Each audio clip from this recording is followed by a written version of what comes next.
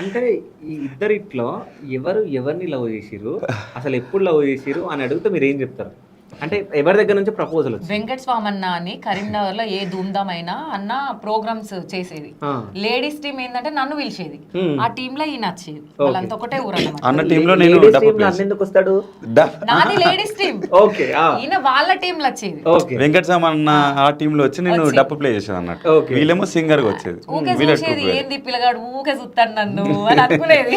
Okay. ఊకే మేమున్న room లకు కూడా వచ్చేది. ఆ. హరీష్ అన్న అని ఒక అన్న ఉంటాడు, ఆ అన్నని తీసుకొని మా రూమ్ లకు కూడా వచ్చేది. నార్మల్ గా మాట్లాడదాం ఉత్తిగానే అట్లా. కానీ ఊకే నా చుట్టే తిరుగుడు అంటే ఆయనకు ఉన్నది మనసులో, అబ్బా చేసుకుంటే ఈమెనే చేసుకోవాలి అన్నట్టు ఉన్నది కావచ్చు. ఓకే. అట్లా చూసేది, ఎందుకు చూస్తాండి అది అనుకునేది. హరీష్ అన్న అని ఉంటాడు, ఆ అన్న నువ్వు చెప్తుంటే ఇక్కడ ఎక్స్ప్రెషన్ చేంజ్ అట్లనే ఉంటది. ఆ. నిజమా కాదా? నిజమే చెప్పు.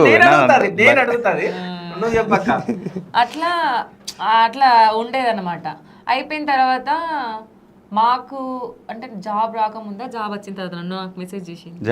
జాబ్ వచ్చిన తర్వాత నువ్వంటే నాకు ఇష్టం, నేను పెళ్లి చేసుకోవాలనుకుంటున్నా అది అని చెప్తే సంవత్సరం నెంబర్ బ్లాక్ లిస్ట్ లో పెట్టా. సంవత్సరం తక్కువ నీకు వస్తుండేనా? ఫస్ట్ మెసేజ్ పెట్టడానికి కూడా చాలా అంటే ఘోరమైన ధైర్యంగా పెట్టిన. ఎట్లుంటా అసలు నాతో ఎవరైనా మాట్లాడాలంటే కూడా భయపడతారు. అట్లుండేది నేను. ఏది మీ ఫ్రెండ్స్ అందరూ అంతేనా ఏంది? అందరం అంతే. ఫస్ట్ ఆ మెసేజ్ పెట్టినాక ఈమె ముందు తిరగాలంటే భయం నాకు. ఇంకా ఏమని అంటదేమో, అందరు మందిలో ఏమన్నా ఇజ్జతీస్తుందేమో. ఇజ్జతీస్తే ఎట్లా ఏమని అక్కడ నుంచి పోయేది నేను ఇట్లా డప్పు పట్టుకొని అటే ఇక